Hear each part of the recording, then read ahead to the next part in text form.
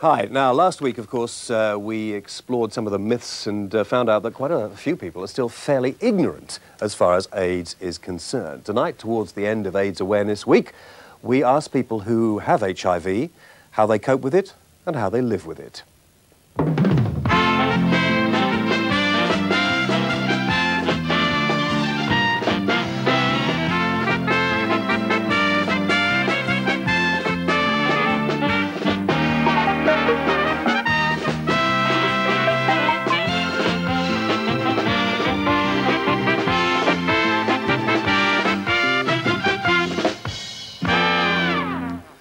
Okay, now, Richard is HIV. How long have you known you've been HIV, Richard?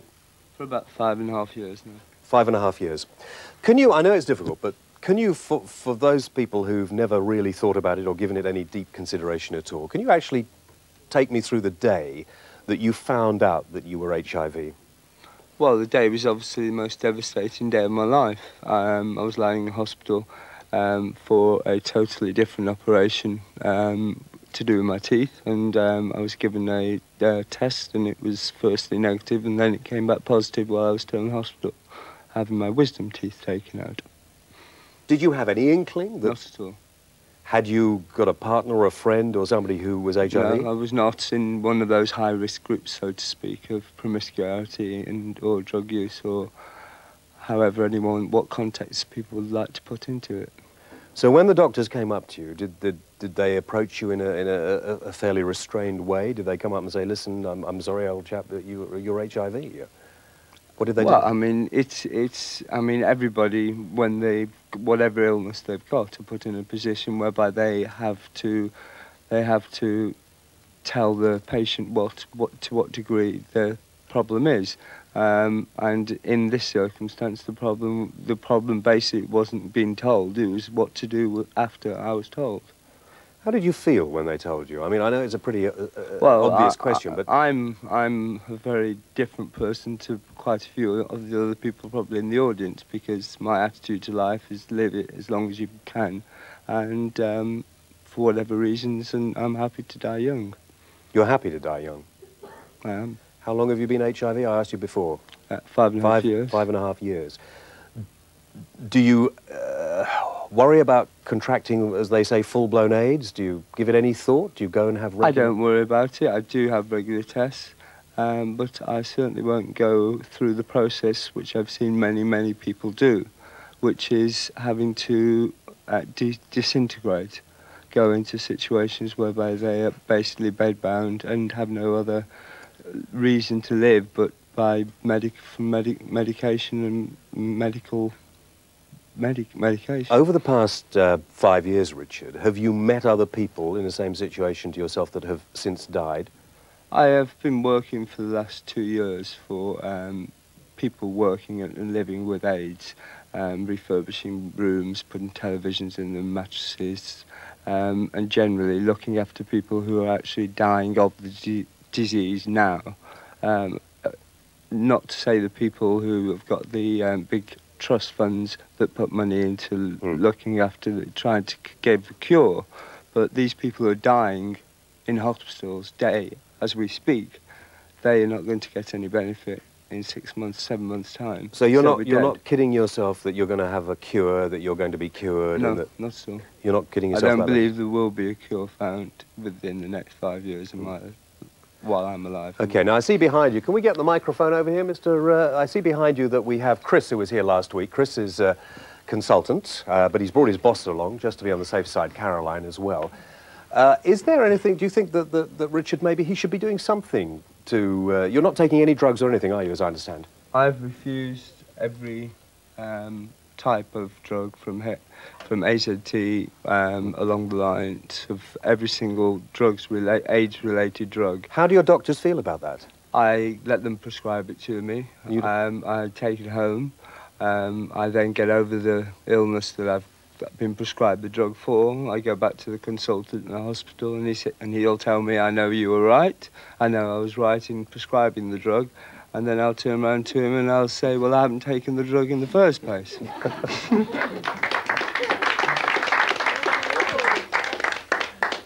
Chris, Caroline, what do you think? Is this, I mean, Is he perhaps more sensible than most?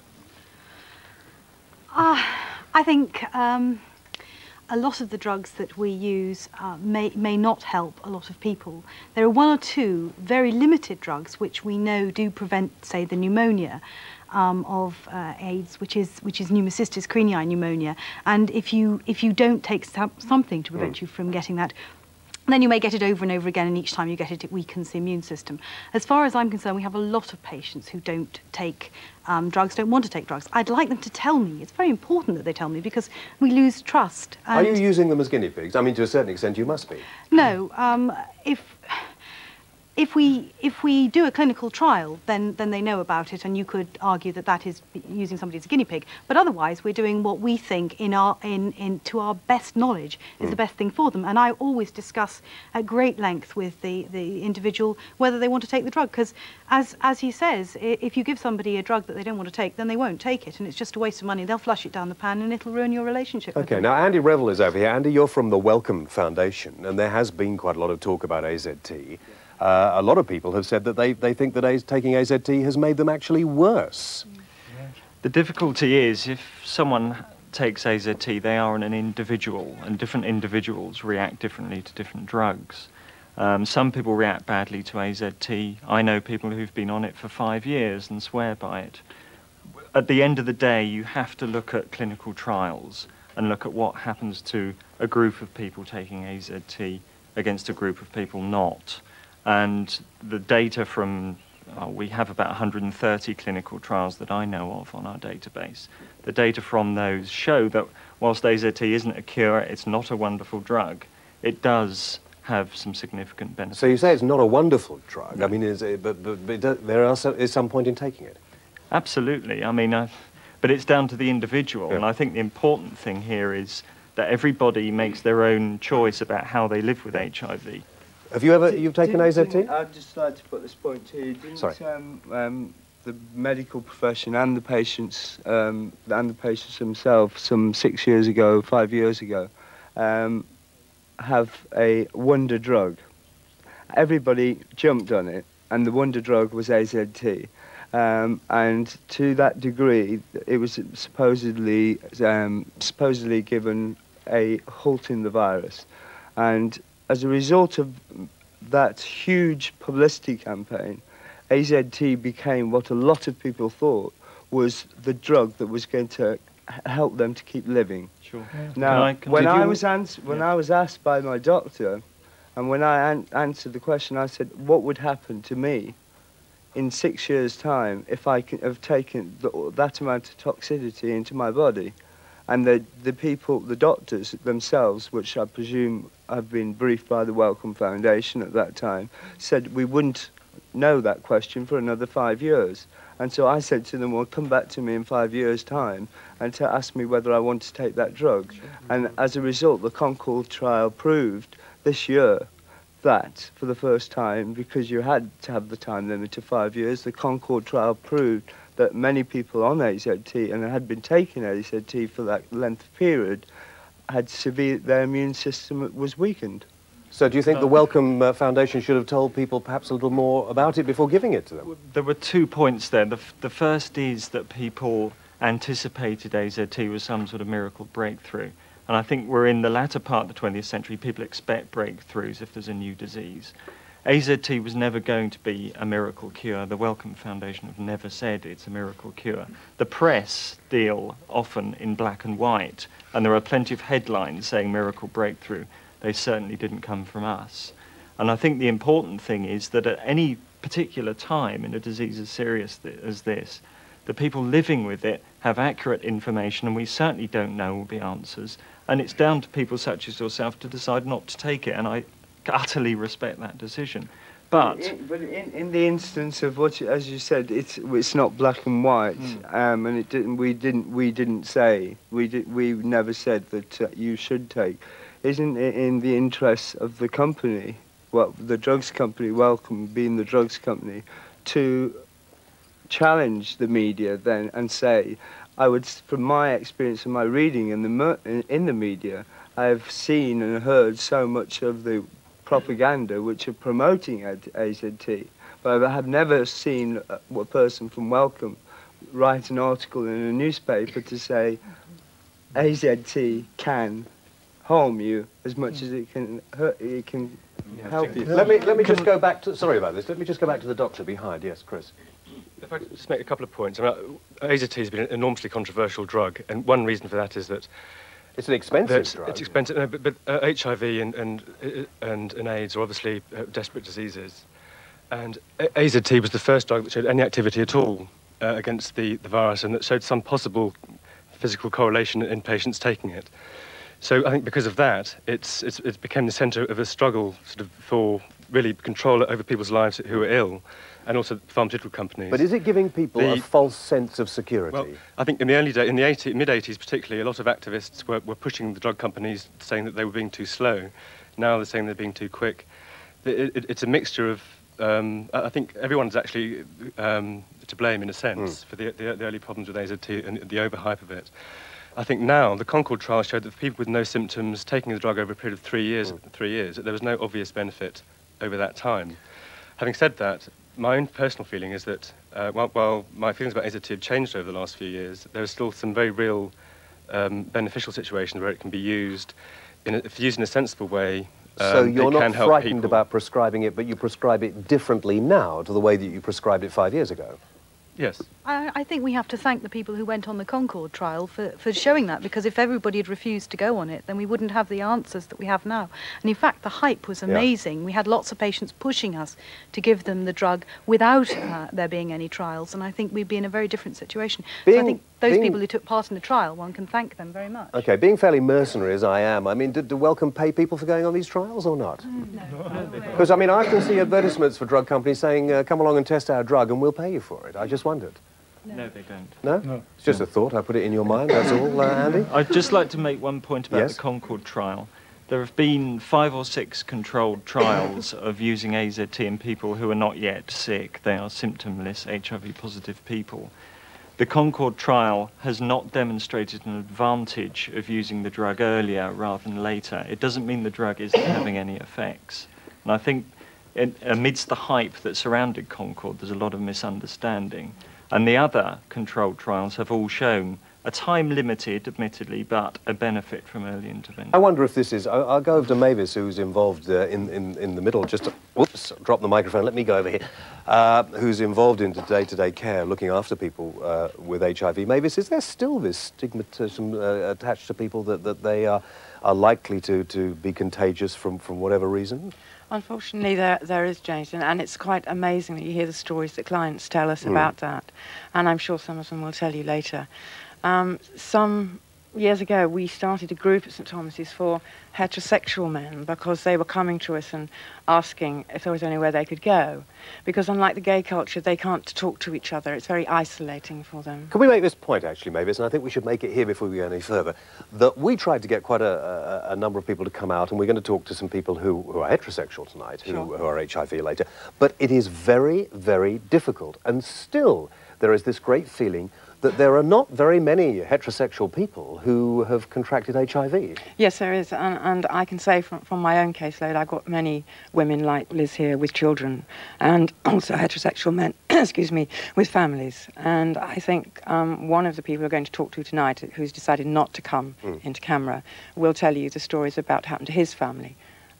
Because it was found out that he had AIDS. But some people are actually saying it isn't a problem. That isn't right, though, is it? Of course not. Of course it's a problem, yes. More so than people realise. And will heterosexuals, do you think, be encouraged to come out and say, look, I am HIV, but I'm managing to live with it? Because it's something that people have to realise that they can live and they can have a life. I don't think at the moment, the way society is, James, that that's possible for them to do that. I really don't. No? It's impossible. Okay. Jerry Hayes has been quiet for nearly the whole first part of this programme. Let him have a word. But there are 8,000, the latest statistics, 8,000... Can we hang on just a minute? You mic'd up, I mic'd Jerry? up. Oh, fine, let's carry on then. 8,000 heterosexuals who are HIV. Now, of course, the tabloids and some of the Sunday newspapers who are horrendously prejudiced will say it's a gay plague, and they just look at the full-blown AIDS figures. They don't look at those people who are coming through. You look at the figures every month now of all those people who are becoming seropositive, 25% are heterosexual. Now, a few years ago, that was 2%. That is very, very worrying indeed. But still people are saying it is not something that affects us, it's only gay people or people in the rock business or on television or actors who get it. And they are condemning thousands of young men and women, heterosexual young women, to death every time they print it in their newspaper. Okay, hold that thought about heterosexuality and we'll come back. We're going to take a break for a couple of minutes. Before we do that, let me remind you, of course, as usual, we have to provide some revenue for the show, and we're going to have our competition, and after the serious discussion, maybe cast your minds away to the island of, hang on, where are we? Crete, okay? But before we do that, let's go to Rhodes, and a competition we had a couple of weeks ago, we offered a holiday for 2 people for a week to the island of Rhodes. The winner is Mrs. J. Cole from Tonopandi in mid-Glamorgan, so well done to you. This week, you can win that, looking at myself on the television over there, thinking, well, it's for a smart man he looks. This week, you've got a holiday for 2 in Crete, and all you have to do is answer this one simple question. Greek houses are white, right? The question is why? Why are Greek houses white? Is it A, to reflect the sun, B, to keep the heat in, or C, there just is no black paint? That's not politically correct. I really wish I hadn't said that, but is there no black paint in Greece? 0891 900 007 is the number to ring. I don't know why I'm doing this. You can ring that number until midnight on Sunday, and 2 people out there are going to win this holiday, and they're going to be on their way to Crete. Come back in a couple of minutes.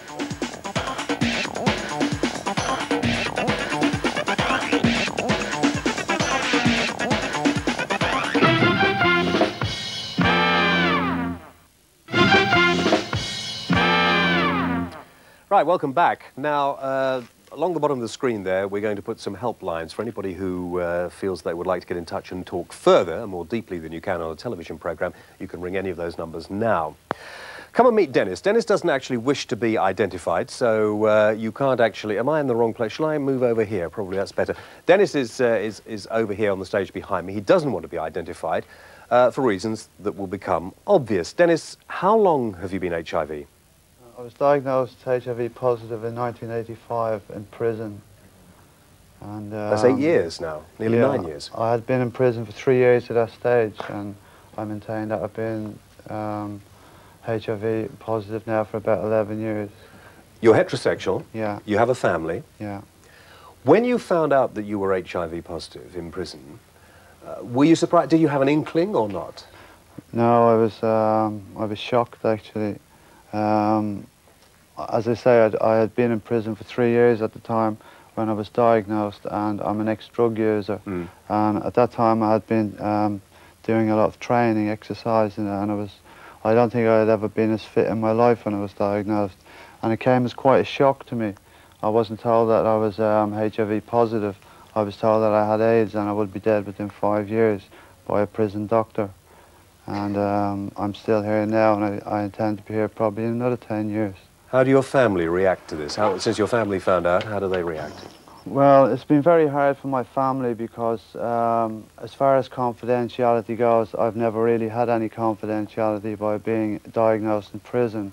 And since then, I've appeared in court on a number of occasions, and my name has been published in the paper as an AIDS victim. And my family have suffered from that. My child was being approached on the street by other children who were saying to him stuff like, "Oh, you have AIDS, your name's in the paper last night, he has the same name as me." And obviously that was from listening to their parents talking. The kids were hearing this. But when he was 11 years of age, he wanted to change his name because of the stigma attached to AIDS, and it was an everyday occurrence that people were saying stuff to him. Is it getting better now? Are we actually able, as a community, as a society, to cope better or not? Well, I don't think so, and I think that's the reason why I don't wish to go on camera, because I think there's as much stigma around now, if not more, and I wouldn't like to jeopardise my family again. Okay, Dennis, why is it you feel you don't want to actually be seen tonight? I think, again, it's the stigma factor. You know, people like sort of, you know, oh, I know somebody that's got it, even though you're something sort of extraordinary, it's got 2 heads or something. And I feel that the people that know about my case, I'm quite happy to let them know, but does everybody need to know? Do they all need to you know, have this information given to them. I mean, I'm no different a person to, you know, what I was before. So... Did you tell your parents? Have you told your parents? Yes. Yes. How did they know. take it? Initially, their reaction was obviously one of great concern. You know, it is a shock to the system, to them as much as it was to me when I found out. But they're very supportive. If ever I need any help in any way, then I always know they're there. Okay. Sarah, where are you? Sarah's in the middle row. Sarah, you're HIV. I am. How long have you known? I tested positive in 1987, so I've actually been positive for 6 years now, but I reckon I had the virus for 5 years before that. What was the first thing you did when you found out? Put my house on the market. Really? Yes. Yeah. I was going to be dead in a year's time. And the thought terrified me. There was no point in carrying on. I had to tell everybody because I was going to become sick and I wasn't going to be around anymore. Things have changed a lot. Did you find that the medical advice that you were given was just very sort of... I was actually given very little advice at all. Really? I was told on a weekend when the support agencies in those days closed down. So I was living for a weekend with the knowledge that... On your own, more or less? Yes, yeah. Did you find that when they told you in the way that made you feel, well, they're telling me as if it's my fault and I should have known bloody well better? No, they didn't tell me like that. It was almost just a fact, you know. You're positive. Now go out and deal with it. I did feel very alone. I felt totally alone. My world had just blown up in my face, totally. The fact that it was my birthday the next day didn't exactly help either. But do all your, I mean, you're my quite family prepared to now be on know. television, Yes. and yeah. Yeah. My sister was immediately told. How did she take the news? I mean, it's quite often close relatives who take it in a very strange way. She took it very well, considering that she had nowhere to go for support.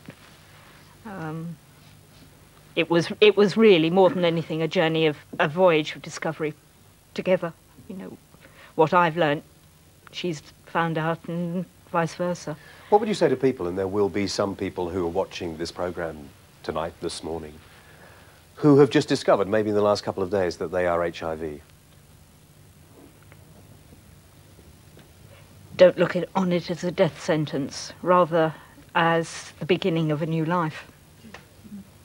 When you say the beginning of a new life, and a lot of people nodding behind you, and people who work, I know, in the caring... in fact, you're from St Thomas's behind? Or? No, St Mary's. St Mary's behind. St Thomas's are... where's St Thomas's are... at the back, right at the back. I see, OK. Have you changed the way you approach people now with HIV? Because there did seem, a number of years ago, a sort of feeling, well, you've only got yourselves to blame, for goodness sake. I don't think, I hope, that I never felt that. It was always sort of, it can happen to anyone. Yeah. That, you know, it's being a case of being in the wrong place at the wrong time. Nobody asks to get it. Dorinda, it's nobody's fault. Sorry, Dorinda's directly behind. You're a ward sister, Dorinda, head of ward, in fact, senior staff nurse, is that right? Looking after people who are HIV, who've just been told, just found out. Is there a pattern to the way we behave when we find out something like this? I don't think there is at all. I think that everybody reacts in a different way, and you can never say to somebody, how did it feel for you, and expect to hear the same thing from the next person, because you don't. Everybody reacts very, very differently, depending on their own lifestyles and depending on, you know, what support they've got around them as well. Do you think that we heard from Jerry, we've been talking, and we're trying desperately, people are trying desperately to say, look, this is a problem that everybody in society has. It's not just, I saw the other day, I think it was a programme on Channel 4, I couldn't believe it, called The Plague, which I thought, I mean, I don't know whether this is very alternative or not. It just seemed bloody stupid as far as I was concerned.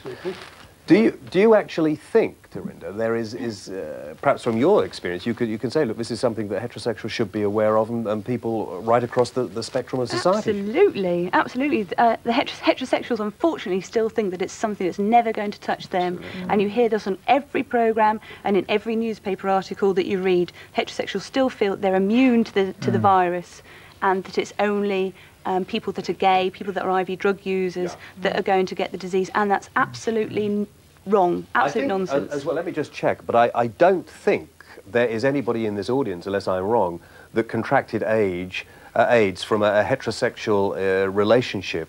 Is there? Is there one right at the... Can I ask you how...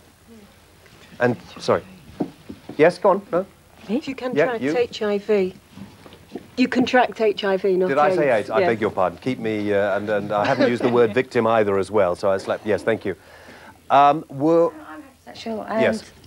I got AIDS. But you didn't have a blood transfusion. You didn't use drugs. Can you tell me what happened? We talked to Sarah before. Can you tell me exactly what happened when you first found out? What did you do? Well, when I found out, it was very difficult because I had to have 3 separate tests. Yeah. Blood tests, because they said that they couldn't answer yes or no, and I had to wait all in all about at least 2 or 3 months for my diagnosis to actually come through as being HIV. Of course, at which time I didn't know what to do, really. But my husband and I were diagnosed at the same time. We decided to have a test together. My husband is bisexual, actually, but... Did you go and tell... I mean, you obviously, because it was in your family, did you go and tell... Do you have children? No. You don't have children. Did you go and tell your immediate family, your immediate friends, or... Not straight away. Has there been a difference in the way people have reacted to you? Very much so. Yeah? But in fact, very favourably. Which is odd. Yeah? How does your husband feel? I know, I mean, have you managed to sort of tell people close to you as well, have you? The reaction from my family, which is from Belfast, is absolutely different from London and England. It's the reverse. They're all 100% behind me. Yeah. And no doors are closing. In fact, they're opening. And they're always, every time you ask, it's, how are you? They never even actually ask you the question of HIV AIDS, how are you doing? And you're asked, okay, have a drink. Have you decided now, the pair of you, have you changed the way you live? Have you decided that, you know, you can see an infinite time of your life and you're going to put as much into it as you can? Yeah, every day's infinite. Every day's brilliant. Every day's new. Especially the next day, we wake up for it. Can I come down here? Professor Tony Pinching, Professor, thanks. I know you slipped in halfway through the first part of the programme. As they say, you are the... do you know where you are for the Professor? No, the Professor's over there, right? He'll give you such a kick in a few moments. Sorry. Professor, you're, as they say, the man as far as HIV is concerned. You're one of the most eminent people. I'm sorry, I have a cold today. The most eminent people who actually we could have on the programme. Is there ever going to be... We've heard Richard earlier on say that he doesn't take any drugs, doesn't do anything. Even if he's prescribed them, he takes them home, gets rid of them, and he just wants to live his life, and he doesn't want to even try for a cure at the moment because he thinks it's not worth it. Do you think that we're going to continue to find more and more different things as we go through life about it? Well, I think the first thing is to say that a cure, in a sense, is an inappropriate goal for the foreseeable future, but that doesn't mean to say that you can't look at a number of treatments and a range of treatments. I think the second thing to say is that we are all different individuals and we all have different approaches to what sort of treatment would suit us best in any disease situation, of which AIDS is one. So I think we want to have an idea that there isn't some sort of uniform treatment that applies to everybody. Everybody has to find what suits them and to find the package of treatment, which may include no treatment, that suits them. And I don't think we should have the idea that there is some sort of stereotype pathway people go down. I think people have to, in a sense, own their treatment, and then that's a part of regaining control over one's life. Can you shed some light on the story that appeared in last Sunday's Times? Apparently, a big headline there saying, HIV no link with AIDS. I'm afraid I've long since despaired of trying to understand that particular newspaper. I'm sorry. I think it has to do with the editor. I wouldn't worry too much about the paper. Society has comparable credibility in my eyes. But yeah, It is funny, and we do laugh at it, but I think we just spend a couple of moments just sort of getting it out of the way, because there are a lot of people read that newspaper, a lot of people believe everything that they see in that particular paper. Well, I mean, people are entitled to believe whatever they say, and I think whatever they like, and people can clearly say whatever they like in the newspapers. I think the simple thing is that you actually have to put some sort of filter on what's being put in front of you and say, well, what is the evidence for this proposal? Why is it they are putting a particular line when there are other lines around? I think people have to make informed choices, the same way as they do with treatments. Essentially, the people who seem to inform their point of view are people who have in fact turned the whole process of science on its head. The basic approach to science is to say, you put up a hypothesis, and then you look at some data to see if you can either support it or falsify it. And data are supreme, hypothesis is essentially temporary. What they seem to have done is actually throw out all the data that don't fit their hypothesis. And I have to say that's about 99% of it. And there's a real problem with that. Tony, just for the moment, hold on. Thank you very much indeed. We've got to take a break. We'll come back in a couple of moments. Final part coming up. Before we do that, the competition, remember, this week for 2 people on the island of Crete. Wouldn't you like to go now? The way the weather has been, I could go tomorrow. All you have to do is answer this one simple question. Greek houses are painted white. Why is that? And you have a choice of 3 answers. To reflect the sun, to keep the heat in, or because there is no black paint. 0891 900 007. The phone lines are open until midnight on Sunday.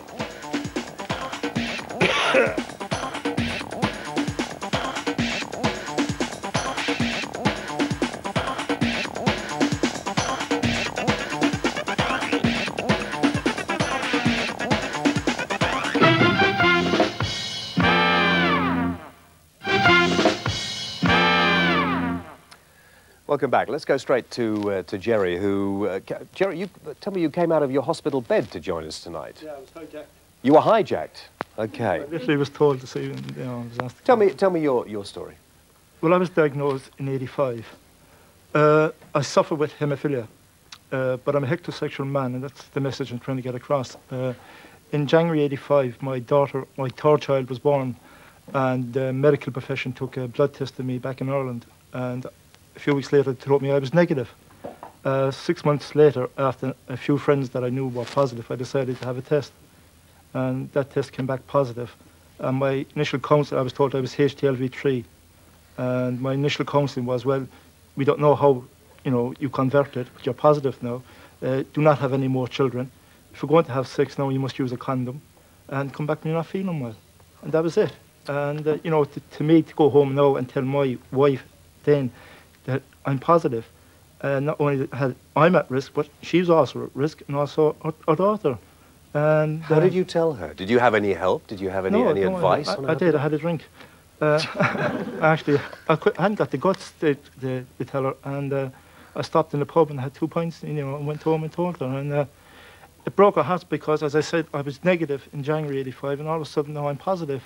And you know, we just had our 3rd child. We had 2 boys, and my daughter was born, and you know, it's just isolated because people put me into this little bracket as a haemophilia with HIV, and so they gave you no sort of counselling, no consideration at all. Kaz Lawson, who's the head of social work unit, who's at the back over there and hidden away. Kaz, I mean, this is Paul. He's too small, this little lad with the microphone. We're going to have to get a bigger one for the next show. Right down in the bottom there, down further. That's not down, that's along, isn't it? And I was thinking we wouldn't get any humour into this programme.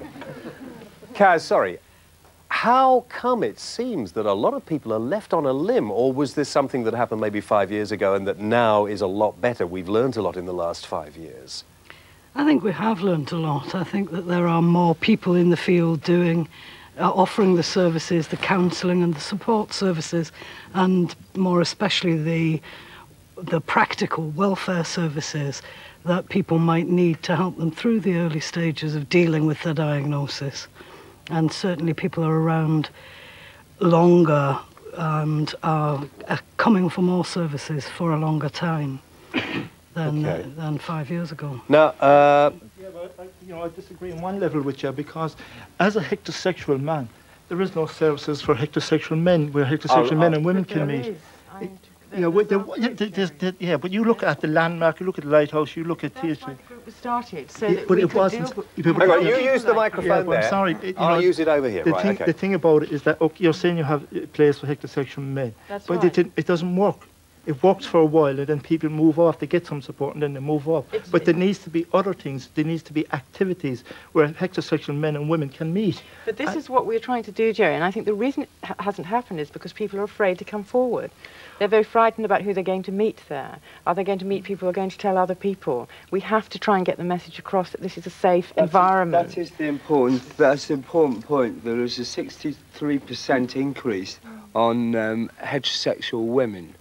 Now, and they are, if that's a 63% increase, what is the increase on heterosexual men? That's right. And why are those men not coming forward out of duty to the rest of the public who are being infected as a result of not having HIV tests? I tell you why. Because when you go to some of these centres, I've been actually, tried to be picked up on a number of occasions at some of these HIV centres. They're predominantly gay, and I'm sorry to say it, but they are.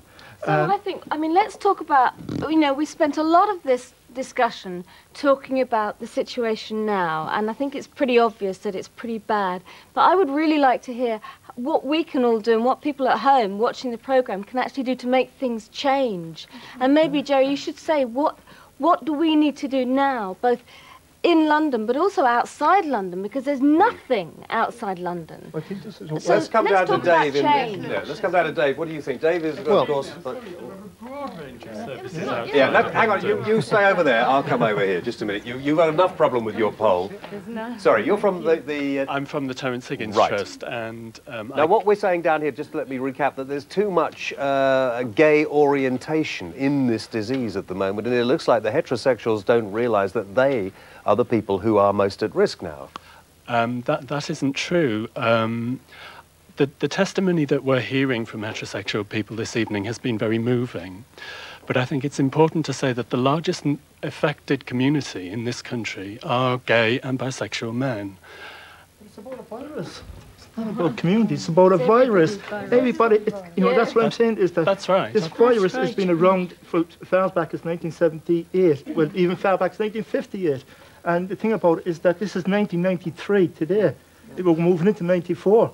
And it needs to open up that it can affect everybody. So you're saying you'd like it to become asexual, really, and well, get rid of... my sexuality is not taken into it. Yeah. And this is what I need to... Also, the other angle is missing as well. Hang on, there's no okay, support right, for hold that partners. thought over here. Let me just go... But you're saying heterosexuals are getting a little panic-stricken about something that really is not as serious for them as it is for the gay community. I think it's an illness which is serious for everybody.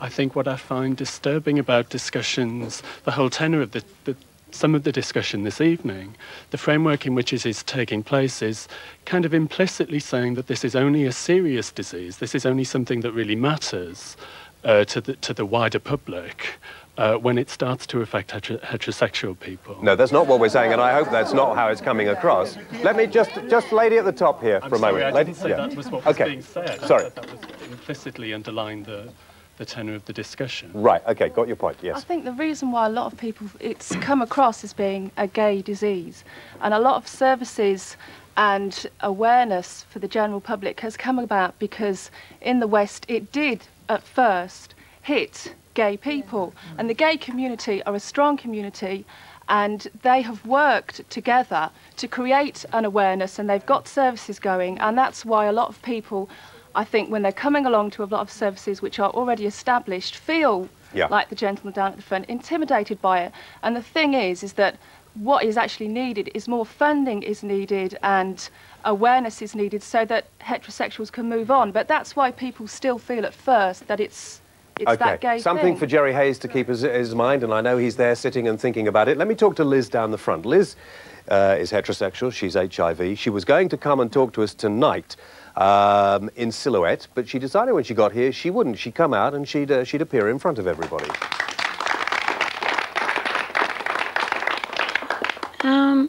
I've been HIV positive for 7.5 years, and I practically live in fear for my daughter's future, for the well-being of my parents, who would be put under stress and strain.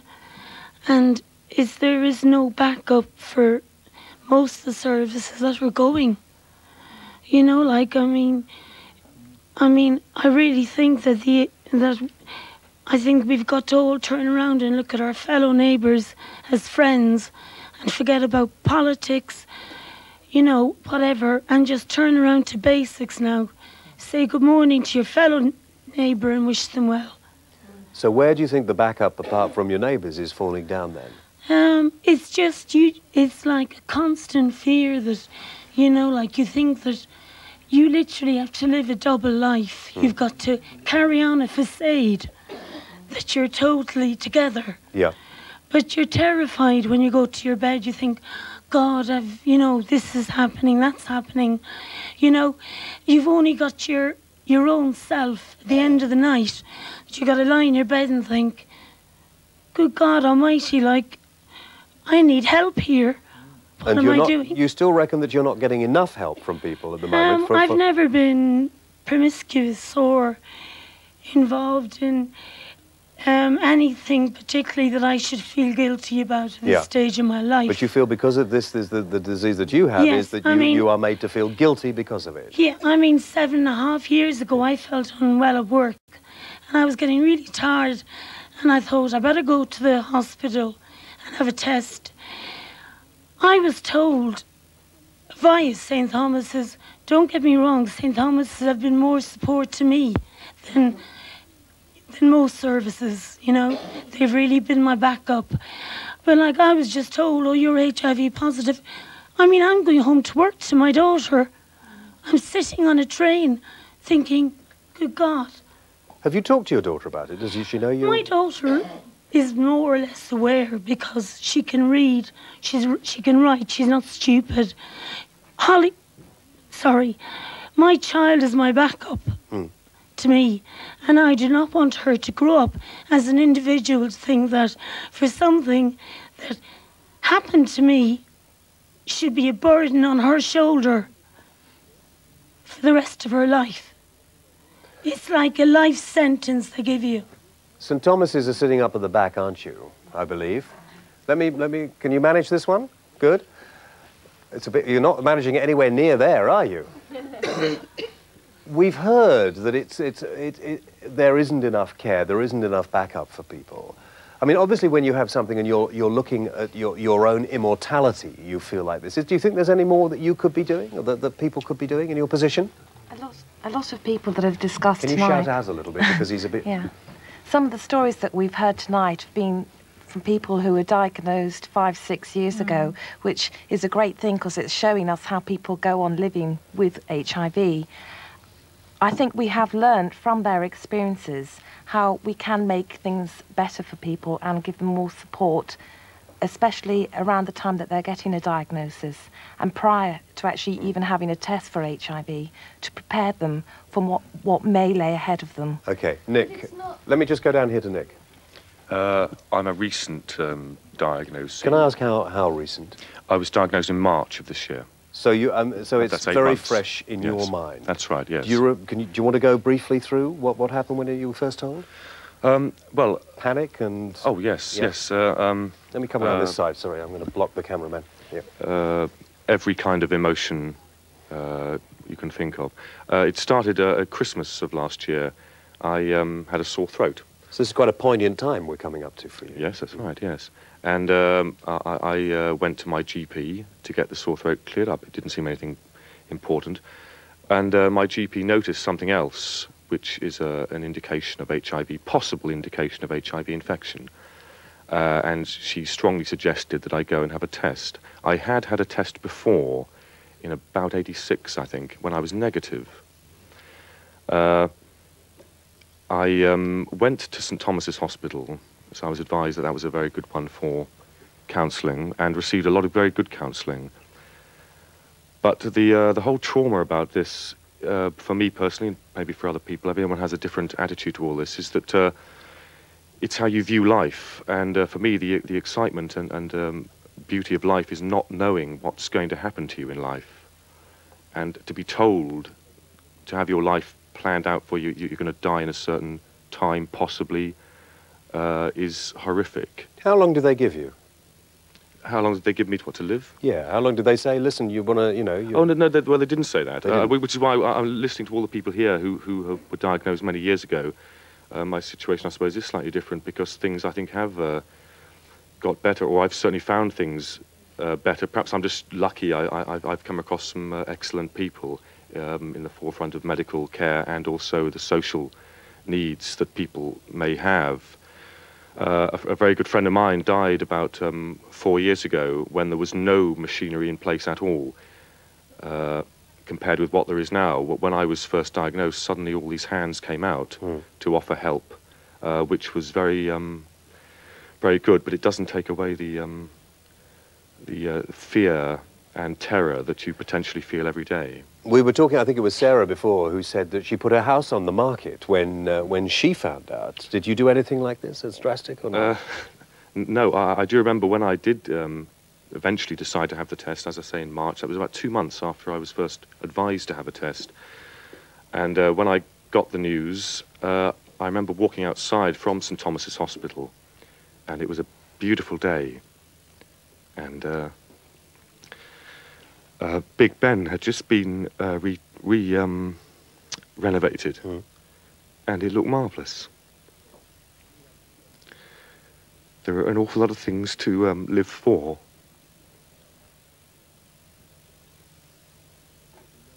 It's okay. When you'd actually got through that particular process, and we were talking before the programme, and so I know I can say how you feel. Sure. That none of us know how long we have to live in this life. No. You told me a rather funny story. Well, that you yes, could probably... yes. The incredible thing is that just say I had gone to the hospital and had my test and then came for the result. Just say I was negative. How wonderful. I may have run out of that hospital, saw that blue sky again, saw how wonderful Parliament is now, it's been renovated, and run into the road and got run over by a bus. How wonderfully ironic. And so it's... The whole thing is crazy, and I don't really know why I'm getting upset, because you think you get your head around it, and then one day you can't. I'm sure it never gets any better.